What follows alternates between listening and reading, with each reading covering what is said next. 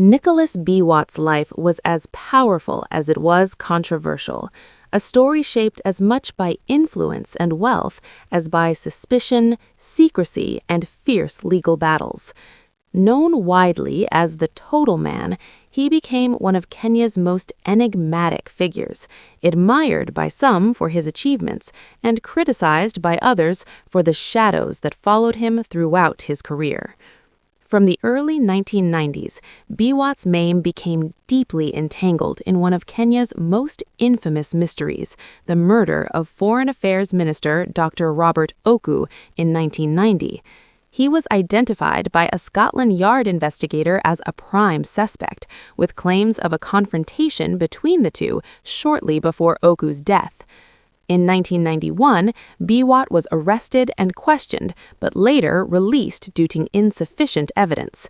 He consistently denied any involvement, dismissing the allegations as baseless. Despite the lack of conviction, the case cemented his reputation as a man surrounded by intrigue. Beyond that, his tenure in government was clouded by allegations of large-scale corruption. As Minister of Energy, he oversaw the Turkwell Gorge Dam project, which became controversial due to claims of massive overpricing and alleged kickbacks. His name also surfaced in connection with the Goldenberg scandal, one of Kenya's largest financial fraud cases, though he successfully blocked prosecution through the courts. A later report by Kroll Associates alleged that he had hidden vast wealth in offshore accounts, claims his legal team strongly refuted as unverified and speculative. These controversies extended internationally. The United States and the United Kingdom both revoked his travel visas in the 2000s, citing concerns linked to corruption allegations and unresolved questions surrounding Oku. Yet, Biwott fought back aggressively through the courts. He became known for winning some of the largest defamation cases in Kenyan history, including a landmark award against authors who linked him to Oku's murder. Through these victories, he maintained a legal shield against many accusations, even as public suspicion lingered. Adding to his controversial image was the so-called Bull of Auckland incident, an episode rooted more in political folklore than verified fact, but one that opponents used to mock and undermine him in public discourse. Despite all this, Biwott's rise was remarkable. Born on February 22, 1940, in Chebior village in Kayo district, he grew up in a modest but industrious family. His father, Joseph Cheserem Soti, was a cattle trader who exposed him early to business, while his mother, Maria Soti, played a central role in his upbringing, later honored through a school built in her name. As a young boy, Biwott herded livestock in line with Kalenjin traditions, but he also showed early entrepreneurial instincts, trading in eggs and meat as a teenager. His academic journey took him from Makwo Primary School to Tombak Intermediate School and then to Kapsabet High School. In 1961, he broke new ground by becoming one of the first Kenyans to study in Australia.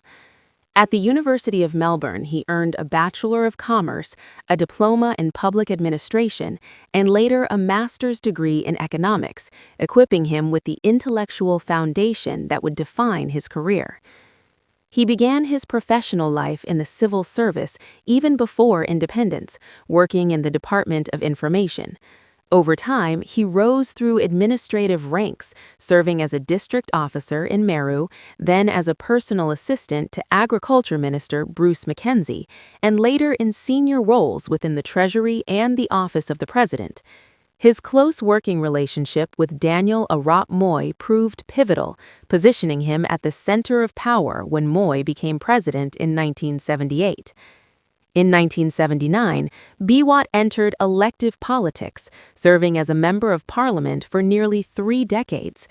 During this time, he held multiple powerful ministerial positions, including Minister of State, Minister of Energy, and Minister of Trade and Industry. He played a role in establishing institutions like the Kenya Medical Research Institute, KEMRI, and oversaw major infrastructure projects, particularly in the energy sector. Parallel to his political career, Biwott built a vast business empire that spanned multiple industries. He held significant stakes in Kenol Kobil, owned Air Kenya Aviation, and invested heavily in banking institutions such as Transnational Bank and First American Bank. His real estate portfolio included the iconic Yaya Center in Nairobi, while his agricultural ventures stretched across large-scale farms like Kipsinende. Through companies like HZ Group and Lima Ltd., he also made his mark in construction and agricultural machinery. His wealth became the subject of intense speculation.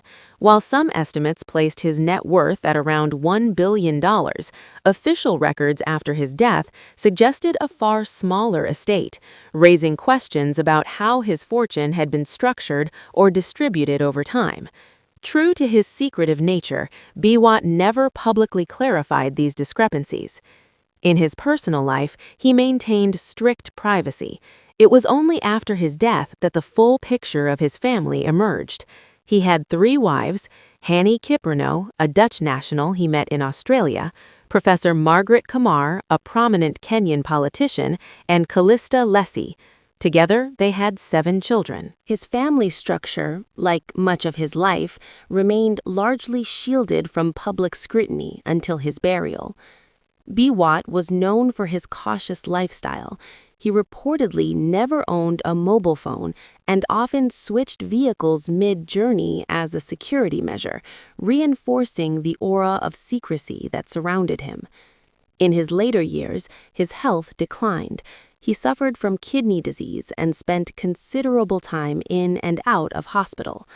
On July 11, 2017, he collapsed at his home in Kileleshwa while preparing to go for a medical checkup. He was rushed to Nairobi Hospital but was pronounced dead on arrival at the age of 77. He was laid to rest in his home village in Elgeyo Marakwet. Nicholas Biwott's legacy remains deeply divided. To some, he was a brilliant strategist, a self-made businessman, and a loyal political ally who helped shape Kenya's post-independence trajectory. To others, he embodied the darker side of power, where influence, secrecy, and unanswered questions blurred the line between achievement and controversy.